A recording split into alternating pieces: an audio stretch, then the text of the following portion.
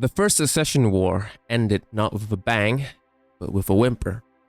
Although military operations ceased, the Great Houses remained on high alert. This uneasy peace came as a relief to the common people, who had endured yet survived an apocalyptic war. Many hoped it marked the end of needless bloodshed driven by the ambition of a few. Unfortunately for them, Comstar had different plans. Originally the Star League's Department of Communications, Comstar emerged from the League's collapse under the guidance of then-Minister Jerome Blake. Anticipating the impending secession wars, Blake reorganized the ministry into a powerful and neutral institution. Its core mission became managing the HPG network, safeguarding technological knowledge, and acting as an impartial force in a galaxy spiraling into chaos. At first, Comstar intentions appeared noble, even beneficial. Thanks to its non-aligned position, the organization came to be seen as a stabilizing and unbiased presence. Its currency, the C-bill, quickly became the standard for interstellar trade. The Comstar News Bureau gained a reputation for reliability. The Mercenary Review Board provided a trusted platform for regulating private military forces.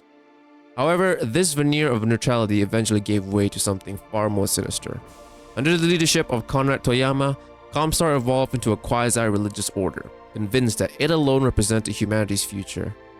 Behind the scenes, Toyama's Comstar began working toward the eventual collapse of the Great Houses, believing that only through the downfall could Comstar ascend to control.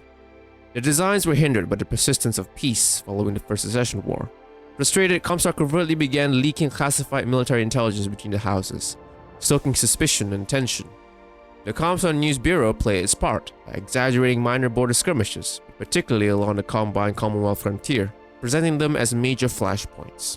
These manipulations culminated when an incensed Jinjiro Kurita launched a massive offensive against both the Lyran Commonwealth and the Federated Suns, officially igniting the Second Secession War.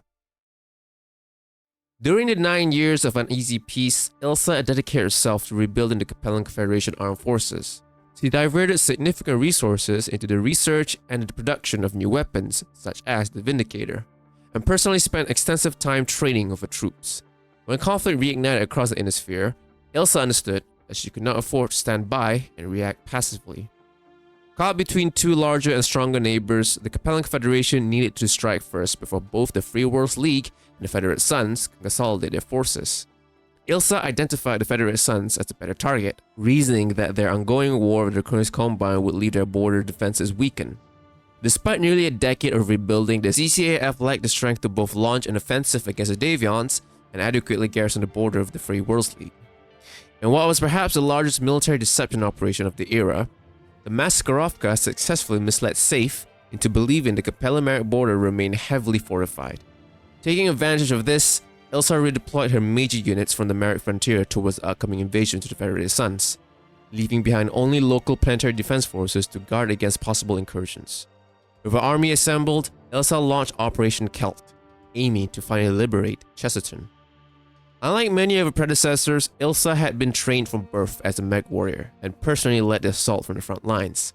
Her direct involvement boosted morale dramatically, inspiring fanatical loyalty and admiration from both her soldiers and the civilian population.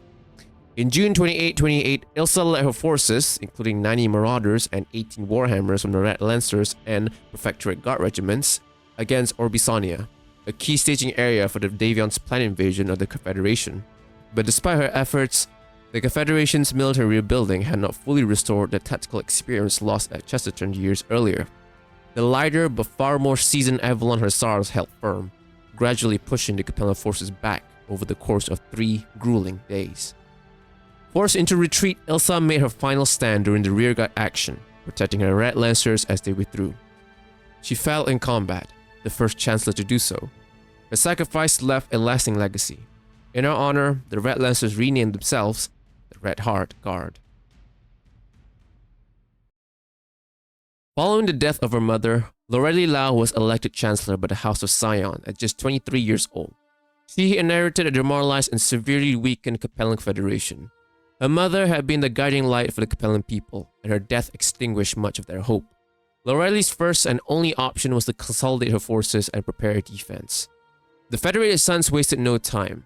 They launched a series of border raids, escalating to a full-scale invasion in 2832, aimed at reclaiming the Chesterton Worlds.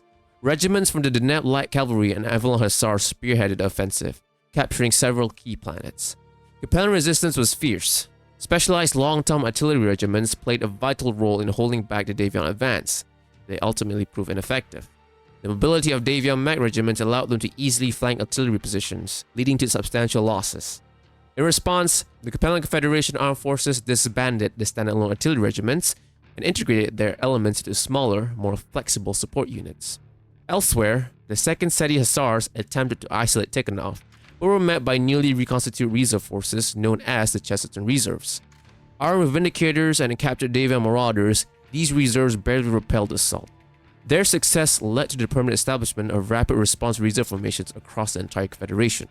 The following year, the Capellan Hussars repelled a Davion attack on Shoreham with their Thunderbolts, and in 2834, an assault on the fortified world of Akala by the Deneb Light Cavalry was successfully countered by the Northwind Highlanders. Though the Davion advance was finally halted, it came at the cost of several worlds. Seeking to offset these territorial losses, Capellan leaders turned their attention towards the Free Worlds League.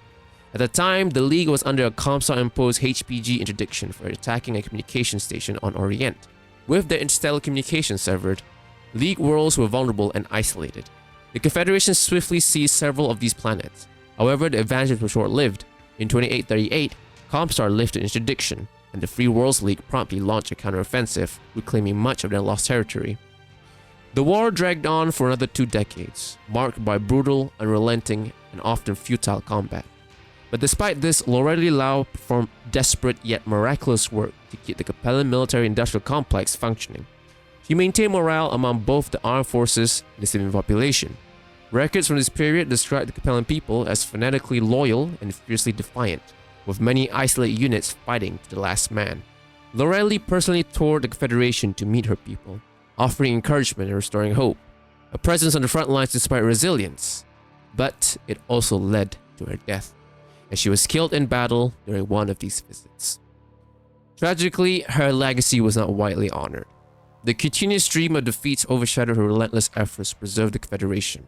History will remember her with a cruelly reductive title, the Chancellor Who Tried, a moniker that ignored the monumental work she did to hold her nation together during its darkest hour. Her successor will be her brother, Dainma Lau, a man very different from his sister in every way possible. Dainma Lau is widely remembered as the weakest and most ineffective chancellor in the history of the Capellan Confederation. Through staggering incompetence, he inflicted more damage on the state than any foreign power ever could. The circumstances of his rise to power remain a topic of debate. However, the most widely accepted and later substantiated theory is that Angma Lau, a member of a powerful cadet branch of the Lau family, used her considerable influence to orchestrate his election. Her true intention was to eventually have Dainma assassinated, allowing her to serve as Chancellor Regent until Dainma's young son Otto came of age. That plan never came to fruition, as Dainma survived and remained in office through the end of the Second Succession War.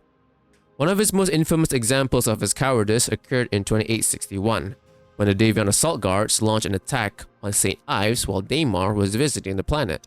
As his personal security details scrambled to evacuate him, they found him hiding beneath his bed, despite already being in a fortified underground bunker. Though his guards managed to extract him safely, the incident deeply damaged his credibility. Soon after, Dainmar signed a peace treaty with the Federated Sons, ceding all Capellan-held territories and more. Many believe that had the war continued any longer, he would have surrendered even more. Several attempts were made by the House of Scions to impeach and remove him from office. The Chancellor's position wielded too much unchecked power. In the immediate aftermath of the war, reformist efforts sought to introduce new legislation to limit the Chancellor's authority and make removal easier. But unfortunately, these initiatives were swiftly crushed by hardline loyalists. Fortunately for the Confederation, Daimar did not remain in power for long. In 2866, as the Third Succession War began, he abdicated in favor of his son, Otto.